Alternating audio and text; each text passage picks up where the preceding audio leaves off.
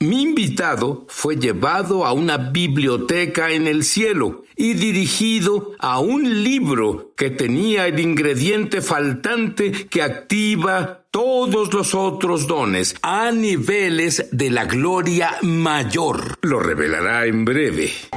Hay una dimensión sobrenatural. ¿Un mundo más allá del conocido? ¿Hay vida después de la muerte?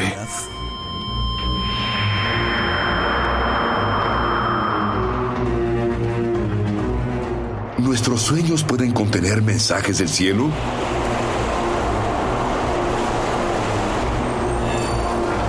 ¿Está Dios listo para enviar un tsunami de sanidad al planeta Tierra ahora?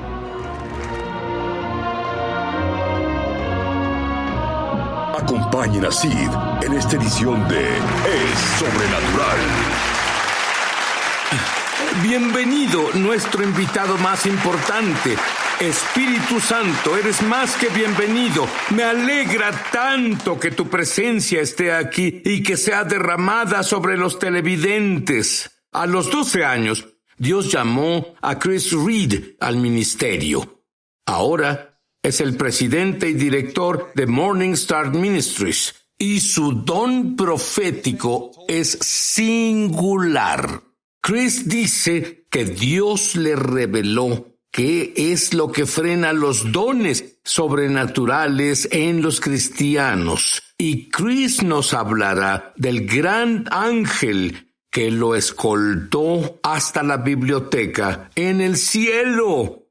Chris, escuché un poco, pero no puedo esperar a escuchar, y haces lo que la Biblia dice, que los gentiles deben provocar celos a los judíos, pero me provocan cada vez que hago un programa. Amén. Sí, fui llevado al reino del Espíritu, y un ángel me guió a través de una puerta. E igual que en cualquier biblioteca, había diferentes secciones de libros. En una biblioteca terrenal hay ficción, no ficción, aventuras, acción. Bueno, fui atraído por la sección sobrenatural. Unas personas se niegan a creer que hay bibliotecas en el cielo, pero el Salmo 139:16 dice: y en tu libro estaba escrito todo. Creo que el libro de la vida no es solo una lista de personas salvas y no salvas, y es el plan perfecto de Dios para nuestra vida. Así que fui atraído por un libro en la sección sobrenatural y vi el título del libro y decía Los 7 Espíritus de Dios. Y lo saqué, y en la portada del libro decía El Espíritu del Señor. Y estaba listado en orden tal como en Isaías capítulo 11 versículo 2. Abrí la portada y había 5 páginas blancas y gruesas en el libro. Era como si cada página tuviera un libro en sí misma. La primera decía el espíritu de sabiduría. La siguiente decía el espíritu de entendimiento. La siguiente, el espíritu de consejo. La siguiente, el espíritu de poder. La siguiente, el espíritu de conocimiento. Y al cerrar la contraportada, decía el espíritu del temor del Señor. Y bueno, lo que yo noté mientras lo veía de arriba a abajo era que la contraportada del libro fue arrancada. Lo que decía el espíritu del temor del Señor. Y el ángel del Señor me dijo esto: ¿entiendes lo que estás viendo? Lo que tienes en tus manos es una representación de lo que pasa en la mayoría de las iglesias modernas. Tienes en tu mano izquierda la portada, el espíritu del Señor. Dijo, y seguido oyes en los servicios de la iglesia a las personas decir: siento al espíritu del Señor, siento la presencia del Señor. Dijo, pero cuando el temor del Señor es arrancado o eliminado o se pierde, los espíritus de sabiduría y revelación y consejo y poder, que son palabras proféticas, milagros y sanidad y señales y maravillas y conocimiento, faltan. Y la lección que el ángel me enseñó y marcó el comienzo de mi viaje en el estudio de los 7 espíritus de Dios es que el temor del Señor es lo que contiene la plenitud del Espíritu Santo, siendo el número 7 completo o perfecto. Y los 7 espíritus de Dios representan la plenitud del Espíritu Santo y todo lo que brinda. Cuando el temor del Señor se une de nuevo con los otros, entonces la contraportada se pega y el libro queda entero.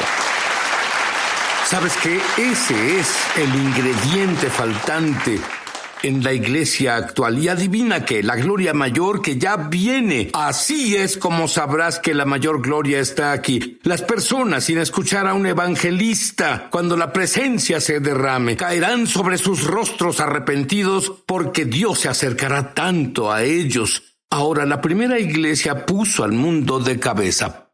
¿Por qué?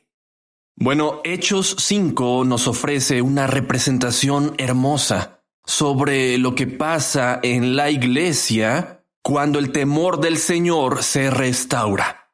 La historia de Ananías y Zafira, es difícil hablar de esto. Aquí tienes a 2 discípulos, 2 creyentes, que son deshonestos acerca de su ofrenda. Entonces, ambos mueren, el esposo y la esposa, Ananías y Zafira mueren. Y muchas personas leen eso y piensan, no he visto a nadie caer muerto y por supuesto no lo queremos. No he visto que algo así pase. Bueno, el Señor me mostró que al haber un aumento de su poder como lo hubo a inicios del libro de Hechos, viene con un nivel correspondiente de su celo. Lo que significa que es el celo de su pueblo, de nuestros pensamientos y palabras y acciones. Y si deseas más de su poder, habrá mucho más de su celo. Y con lo que podría salirte con la tuya en el atrio exterior, no lo harás en el lugar santo. Así que su celo viene con una medida correspondiente de su poder. ¿Es cierta la descripción a quien mucho se le da cuando esa gloria esté mucho más cerca? ¿Mucho se le exige? Así es. Y en Hechos capítulo 5 versículo 11, después del evento de Ananías y Zafira, dice, y vino gran temor sobre la iglesia y todos los que oyeron estas cosas. Y los 3 versículos siguientes, versículos 12 al 15 de Hechos 5, nos dicen lo que sigue cuando el temor del Señor se recupera o es lo que une la plenitud del Espíritu Santo y la actividad en la iglesia. Dice en el versículo 12, y por las manos de los apóstoles se hacían grandes señales y maravillas. Dice, en segundo lugar, estaban todos unánimes en el pórtico de Salomón. Eso es unidad en el cuerpo de Cristo.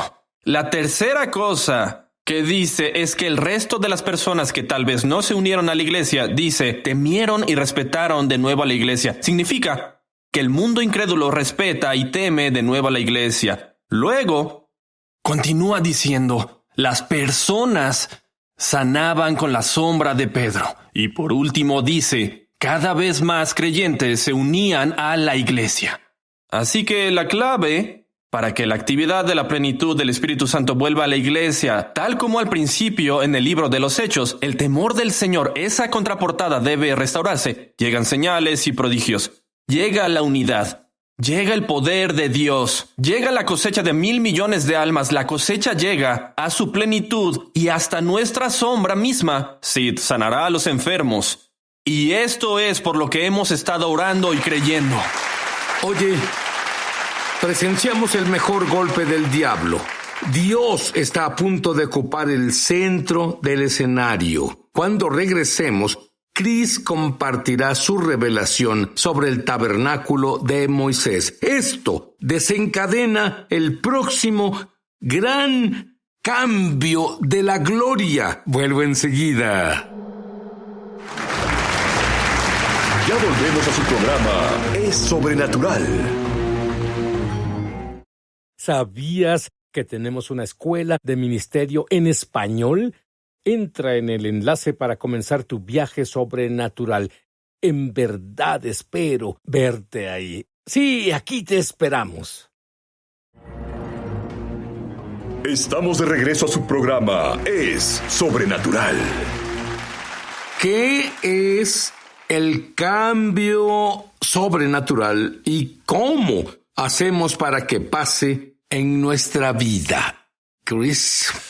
Bueno, el tabernáculo de Moisés y el tabernáculo de David, Dios prometió restaurarlo antes del fin de la era. Así que en Éxodo 25 y versículo 40, Moisés pasa tiempo con el Señor en la montaña y recuerda, baja de la montaña y su cara brillaba tanto con la gloria que tuvieron que poner un velo sobre su cara. Mientras estaba allí arriba con el Señor, la Biblia nos dice en el versículo 40 que Dios dijo, quiero que vuelvas a bajar a la tierra y quiero que construyas en la tierra conforme al modelo que te mostré en la montaña. Así que lo que Moisés vio, lo vio en el cielo. Y así, pues, comenzamos a ver que lo que Moisés construyó, el tabernáculo, que luego David llevó el tabernáculo que había sido móvil en el desierto, lo llevó a un lugar permanente en Jerusalén. Y así el templo albergaba el tabernáculo, o era el templo, ya que después el tabernáculo se convirtió en el templo. Y en realidad lo que Dios mostró a Moisés fue que así era como el hombre se acercaba a Dios y viceversa. Cuando entrabas en el tabernáculo, llegabas al altar de bronce, que representaba el arrepentimiento, la muerte, el sacrificio. Luego llegas a la siguiente estación en el atrio exterior. Ahí llegas al lavacro.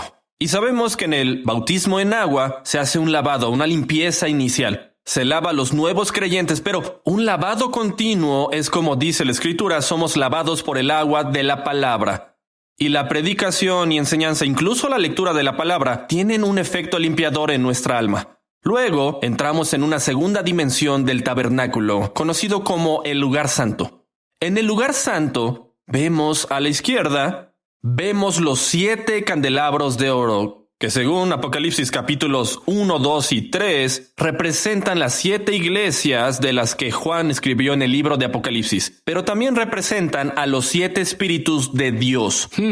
Y así la menorá, los 7 candelabros, tienen 3 uniones o 3 ramas. Así como Isaías 11:2 los enumera y el Espíritu del Señor es la rama central, luego tienes el Espíritu de sabiduría y entendimiento, el Espíritu de consejo y poder, el Espíritu de conocimiento y el temor del Señor, y la misma rama donde el aceite que alimenta el Espíritu de sabiduría alimenta el Espíritu de revelación, el mismo aceite que alimenta al Espíritu de consejo alimenta al poder, las señales, maravillas y milagros, la misma rama que alimenta al conocimiento, al temor del Señor, y produce luz para que los sacerdotes puedan ir al extremo opuesto del lugar santo y comer del pan de la proposición. Sabemos que eso fue un tipo y sombra de Jesús, quien dijo: yo soy el pan vivo que descendió del cielo. Así que los 7 candelabros de oro o los 7 espíritus de Dios producen luz o iluminación para que sepamos cómo alimentarnos de la vida de Cristo.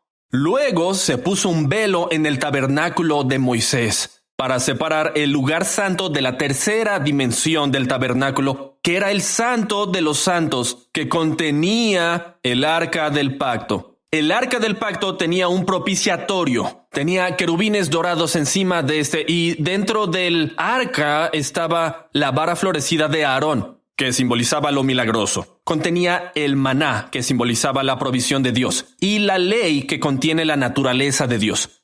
Sabemos que cuando Jesús murió en la cruz, al morir Yeshua, el velo se rasgó. Pero sabemos que el tabernáculo terrenal era copia del tabernáculo celestial que Moisés vio en Éxodo 25:40 y lo construyó en la tierra. Es lo mismo Sid que Isaías vio. En Isaías capítulo 6 versículo 1, él dijo: en el año que murió el rey Usías, vi al Señor sentado sobre un trono alto y sublime, y sus vestiduras llenaban el templo. Y luego Isaías pidió a uno de los ángeles que trajera un carbón del altar. ¿Qué altar? El altar en el templo. Entonces, el templo del antiguo pacto era una copia, un tipo de sombra de la realidad del tabernáculo que está en el cielo, o templo celestial, que Juan, y esto es importante, Juan fue arrebatado en Apocalipsis capítulo 4 y estuvo de pie ante el trono de Dios. Y literalmente veía al Santo de los Santos celestial, porque Dios estaba sentado en un trono, ¿de acuerdo? Y tienes a los 24 ancianos y a los ángeles. Juan tenía acceso a la sala del trono y dice en Apocalipsis 1, versículo 12, dijo: yo volví la mirada para ver de quién era la voz que hablaba conmigo, y al volverme vi 7 candelabros de oro. Bueno, ¿cómo es que los 7 candelabros de oro están justo delante del trono de Dios? Bueno, si entiendes que el cielo es el molde del tabernáculo que se construyó en la tierra, entonces sabes que Juan tenía acceso al Santo de los Santos o a la sala del trono, a la realidad de la sala del trono, y por eso pudo darse la vuelta y ver los 7 candelabros de oro, porque ya no había un velo entre el lugar santo y el Santo de los Santos. Y vio a Jesús en medio de las 7 iglesias y lo vio en medio de los 7 candelabros de oro que representan los 7 espíritus de Dios. Y la realidad es que el tabernáculo terrenal era una copia de la realidad del tabernáculo celestial y tenemos acceso al trono de Dios que se encarnó en la tierra en el arca del pacto. Por eso es el trono de Dios. Tienes un propiciatorio. Tienes a los ángeles, los querubines, los mismos que Isaías vio. Los ángeles clamando uno al otro. Santo, santo, santo. Es lo que estaba sobre el propiciatorio y es lo que Moisés construyó. Es lo mismo que Isaías vio en Isaías 6 y es lo mismo que Juan vio en Apocalipsis 4 y 5. Tú enseñas sobre, si eso es bueno, enseñas acerca de devolver el tabernáculo al cielo, Chris. Sí, y si tú tomas el tabernáculo horizontal y lo giras verticalmente, no solo tiene la forma de la cruz, ¿de acuerdo? Porque tienes el altar de bronce, está el lavacro, aquí los 7 candelabros de oro, por acá la mesa de los panes de la proposición. Luego pasas más allá del velo hacia el Santo de los Santos, pero esto también es una imagen del cuerpo glorificado de Yeshua. Juan dijo en Apocalipsis capítulos 1 hasta el 3, dijo, cuando vio al Cristo glorificado, representado, dijo, sus pies eran como bronce. Bueno, ¿cuál fue la primera pieza de mobiliario en el atrio exterior? El altar de bronce. Luego, más allá del altar de bronce, llegas al lavacro. De su costado salió sangre y agua. Y luego, en Apocalipsis, en los capítulos 3 y 4, dice, en su mano derecha tenía las 7 estrellas y los 7 candelabros de oro. Esto significa que de su mano izquierda nos alimenta a diario y nos alimentamos de Cristo, el pan que descendió del cielo. Pero Pablo dijo que no debemos parar nuestro progreso espiritual. Dijo que el ministerio quíntuple en Efesios 4, apóstol, profeta, evangelista, pastor y maestro, nos llevarán a alcanzar la medida de la estatura de Cristo. ¿Y cómo puedes medir la estatura de Cristo si es que no ves el cuerpo glorificado del Señor Jesucristo como el tabernáculo o el templo de Dios que somos nosotros? Pablo continuó diciendo en Efesios 4, hasta que todos alcancemos la unidad de la fe y del conocimiento de Cristo hasta la cabeza. ¿Qué es Cristo? ¿Qué es la cabeza de Cristo? El Santo de los Santos, la sala del trono. Y el propósito del ministerio quíntuple es llevarnos en nuestra progresión espiritual más allá de nuestra experiencia en la iglesia, más allá del cristianismo del atrio exterior, incluso más allá del lugar santo, para vivir más allá del velo. Vivir y experimentar la realidad de la sala del trono del cielo, que está disponible para todos. Como dijo el escritor de Hebreos, acerquémonos pues con confianza al trono de la gracia para alcanzar misericordia y hallar gracia para el oportuno socorro. Así que Dios llama a su pueblo Sid a la sala del trono, y cuando lleguemos a la cabeza, que es Cristo, a la medida de la estatura de Cristo, recibiremos la mente de Cristo, el poder de Cristo, la comunión de Cristo, y viviremos más allá del velo. Si aún no has hecho a Jesús tu Mesías y Señor, con tu boca di, Jesús, lo siento. Perdóname todos mis pecados. Ven y vive dentro de mí. Ahora te hago mi Mesías. Y mi Señor. Chris, ¿orarías por las personas ahora? Padre, oro por cada persona que nos ve justo ahora, para que ellos se den cuenta que la sala del trono del cielo está disponible para ellos. Padre, libera a cada persona en la plenitud de su destino. Déjalos ver más allá del velo y ver lo que está escrito en ese libro, donde sus días fueron escritos cuando aún no estaba formado. Déjalos alimentarse de Cristo y que la plenitud del Espíritu Santo, los 7 Espíritus de Dios, no solo viva en ellos, sino que descanse sobre ellos mientras entran en su mayor gloria, en el inigualable nombre de Yeshua el Mesías. Amén. Dios sanará a algunas personas justo ahora, Chris. Ora justo ahora, 1 minuto. Padre, justo ahora hay un hombre que está viendo cuyo nombre es Steve. Tuvo cáncer en el pasado, pero ahora tiene preocupaciones y síntomas en su cuerpo que indican que el cáncer regresará. Pero declaro, Steve, que el cáncer no vendrá en el nombre del Señor Jesús Yeshua el Mesías. Eres libre de cáncer. Hay una mujer llamada Brenda. Hace 12 años estuviste en un accidente de carro y tienes problemas en la cadera debido al impacto. Y ahora dicen que necesitarás un reemplazo de cadera. El calor de la sanidad pasa por tu cuerpo justo ahora, mientras la gloria de Dios cae sobre ti. Recibes la sanidad. Por sus llagas eres sanada. Por el poderoso nombre que está por encima de todos, recíbelo ahora, en el nombre de Yeshua. Amén.